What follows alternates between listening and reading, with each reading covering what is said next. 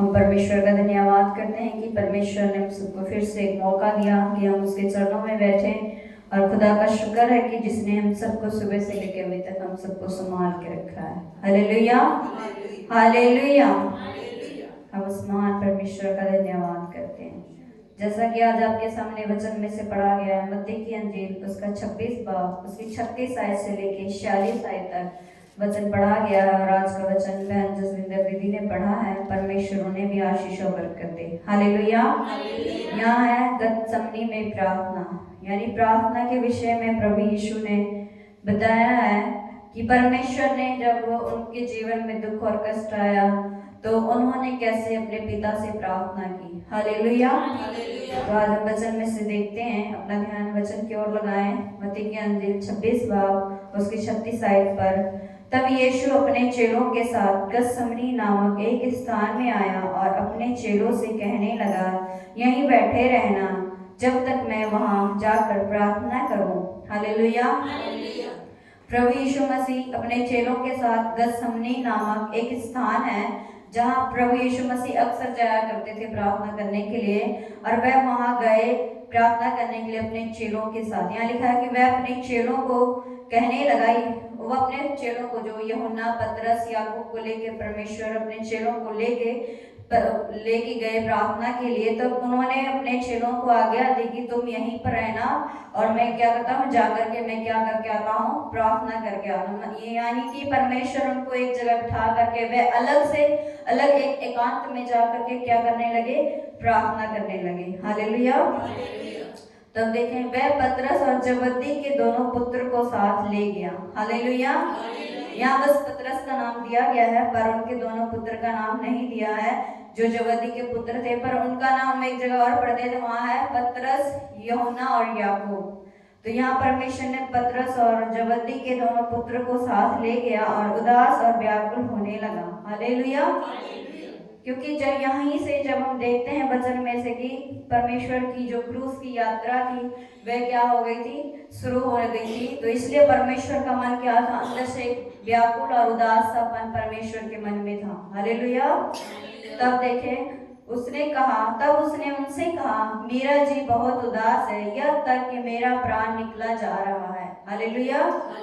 तुम यहीं ठहरो और मेरे साथ जागते रहो। हालेलुया। प्रभु यीशु मसीह अपने चेलों से कहते हैं कि मेरा जी बहुत उदास है और यह तक कि मेरा प्राण क्या निकला जा रहा है, तुम यहीं ठहरे रहो और मेरे साथ क्या करो, जागते रहो। यानी कि जो प्रभु यीशु मसीह अलग जाके प्रार्थना कर रहे थे, तो उन्होंने अपने चेलों को भी कहा कि जागने का मतलब क्या, कि तुम भी क्या करो, मेरे साथ प्रार्थना करो। हालेलुया। प्रभु यीशु मसीह ने अपने चेलों को आज्ञा दी कि तुम भी क्या करो, मेरे साथ जागते रहो, यानी कि मेरे साथ क्या करो, तुम भी मेरे साथ क्या करो, प्रार्थना करो। हालेलुया।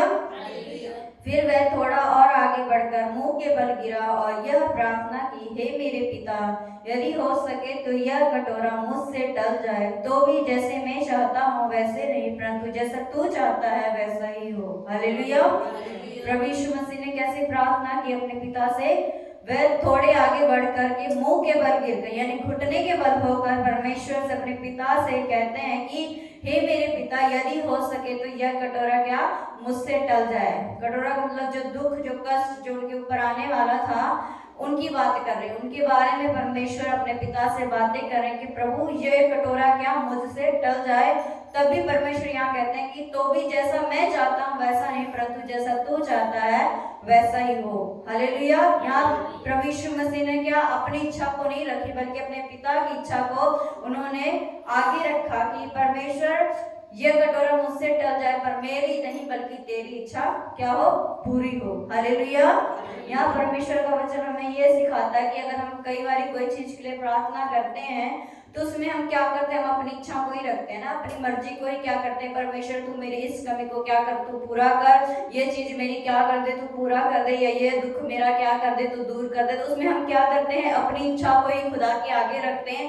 पर देखिए यहाँ परमेश्वर के ऊपर एक दुख, एक कष्ट आने वाला था, तब भी परमेश्वर ने कहा कि मेरी इच्छा नहीं बल्कि क्या हो, तेरी इच्छा पूरी हो। अगर आज हमारे जीवन में दुख कष्ट आता है तो हमें भी जैसे प्रभु यीशु मसीह ने अपने पिता से प्रार्थना की कि प्रभु मेरी नहीं बल्कि तेरी इच्छा पूरी हो। अगर हम भी ऐसे प्रार्थना करते हैं तो कि प्रभु जो ये दुख मेरे जीवन में, ये कष्ट मेरे जीवन में आया है, तो हम उसके लिए अगर प्रार्थना करते हैं तो हमें क्या करना चाहिए? खुदा से कहना चाहिए खुदा मेरी इच्छा नहीं बल्कि क्या हो, तेरी इच्छा पूरी हो। हालेलुया। जैसे प्रभु यीशु मसीह ने यहाँ अपने पिता से कहा कि जैसा मैं चाहता हूँ वैसा नहीं बल्कि जैसा तू चाहता है वैसा ही हो। हालेलुया। फिर उसने चेलों के पास आकर उन्हें सोते पाया और पतरस से कहा, क्या तुम मेरे साथ एक घड़ी भी ना जाग सके? हालेलुया। जब प्रभु यीशु मसीह ये प्रार्थना करके आए तो उन्होंने अपने चेलों को क्या देखा? सोते, यानी कि वो क्या सो गए थे। तब पतरस से प्रभु यीशु मसीह ने कहा कि क्या तुम मेरे साथ एक घड़ी भी जाग ना सके? हालेलुया। इसलिए परमेश्वर का वचन यहाँ कहता है कि जागते रहो और प्रार्थना करते रहो कि तुम परीक्षा में ना पड़ो। आत्मा तो तैयार है परंतु शरीर दुर्बल है। हालेलुया। कई बार हम ना अंदर से मन तो करता है कि हम प्रार्थना करें, है ना, हम प्रार्थना करें, पर कई बार शरीर के कारण, यहाँ जैसा कि परमेश्वर का वचन कहता है कि आत्मा तो तैयार रहती है पर शरीर क्या है? दुर्बल है, शरीर क्या है? कमजोर है। कई बार हम अपने शरीर के कारण ही क्या कर देते हैं? हम आलसी कर देते हैं, आलसीपन में आ जाते हैं कि हम प्रार्थना को क्या कर देते हैं? छोड़ देते हैं कि नहीं आज नहीं करेंगे, कल करेंगे। तो इसलिए परमेश्वर का वचन कहता है कि आत्मा तो तैयार है पर शरीर क्या है? तुम्हारा दुर्बल है। पतरस से प्रभु यीशु मसीह ने कहा। तो इसलिए आज परमेश्वर का वचन हमसे कहता है कि कई बार हम प्रार्थना करने में, संगति करने में आलसीपन कर देते हैं कि हम आज नहीं कल करेंगे, पर परमेश्वर का वचन हमें हर घड़ी हर समय यही सिखाता है कि तुम प्रार्थना करते रहो कि तुम परीक्षा में ना पड़ो। हालेलुया। फिर देखें, फिर उसने दूसरी बार जाकर यही प्रार्थना की, हे मेरे पिता, यदि यह मेरे पिए बिना हट सकता है तो तेरी इच्छा पूरी हो। हालेलुया। प्रभु यीशु मसीह फिर दूसरी बार जाकर अपने पिता से प्रार्थना करते हैं और वह कहते हैं कि यह कटोरा मेरे पिए बिना हट सकता है तो भी क्या? तेरी इच्छा पूरी हो। उन्होंने फिर क्या? अपने पिता की इच्छा को मांगी है, उन्होंने फिर से प्रार्थना किया है। दूसरी बार यहाँ है कि तीसरी बार प्रभु यीशु मसीह 3 बार यहाँ प्रार्थना किया है।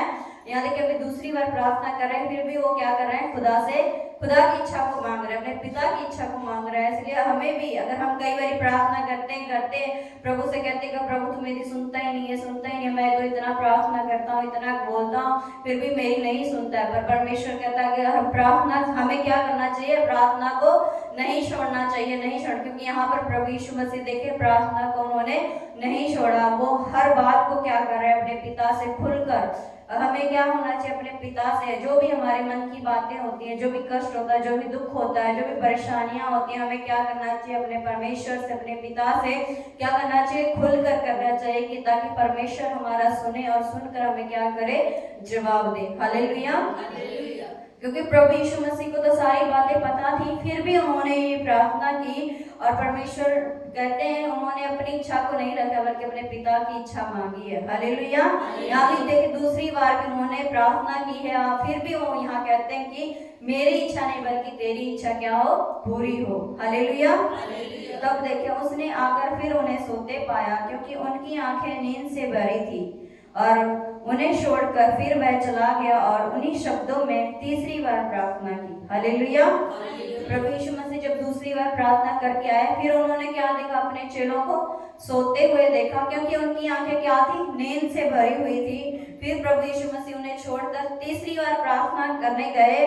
तब उसने चेलों के पास आकर उनसे कहा, अब सोते रहो और विश्राम करो, देखो घड़ी आ पहुंची है और मनुष्य का पुत्र पापियों के हाथ पकड़वाया जाता है। उठो चलो, देखो मेरा पकड़ने वाला निकट आ पहुंचा है। हालेलुया।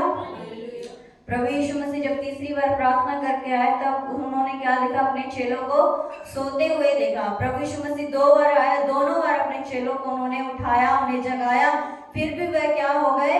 सो ही रहे थे, उन्होंने प्रार्थना नहीं की। तब पर प्रभु यीशु मसीह ने अपने चेलों से कहा कि अब तुम सोते रहो और विश्राम करो और देखो वह घड़ी आ पहुंची है कि मैं मनुष्य का पुत्र क्या होगा? पापियों के हाथ पकड़वाया जाएगा। हालेलुया।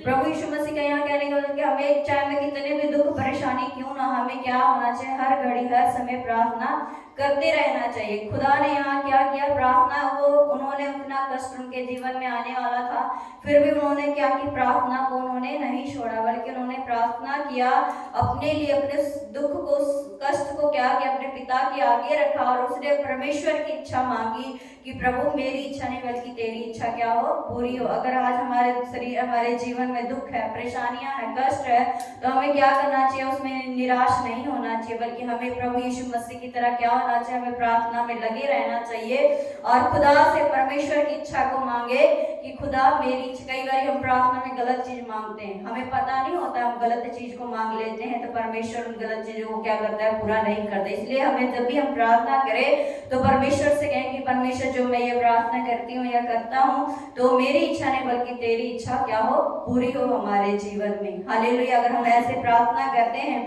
तो खुदा क्या करता है, हमारी प्रार्थना को क्या करता है, उत्तर देता है। परमेश्वर ने यहाँ प्रार्थना की करी, उन्होंने अपने दुख, अपने कष्ट को क्या करा, अपने पिता के आगे रखा। हम अंत में देखते हैं फतह किसकी हुई, प्रभु यीशु मसीह की हुई। दुख परेशानी हमारे जीवनों में आते, अगर हम उस दुख में, उस परेशानी में स्थिर रहते हैं तो परमेश्वर हमें क्या देता है, उस दुख से, उस परेशानी से हमें क्या देता है, फतह देता है, जीत देता है। हालेलुया। इसलिए आज का वचन हमें यही सिखाता है कि हमें प्रार्थना में स्थिर बने रहना चाहिए। हर दुख, हर परेशानी में क्या होना चाहिए, एक स्थिर के साथ, खुदा के साथ बने रहेंगे तो परमेश्वर हमारी प्रार्थना को क्या करेगा, उत्तर देगा। हालेलुया। और मैं इस वचन के लिए परमेश्वर का धन्यवाद करती, जो खुदा ने हम सब के लिए दिया है। मैं इस वचन के लिए धन्यवाद करती। परमेश्वर आपको इन वचनों के द्वारा आप सबको आशीष और बरकत दे। आमीन।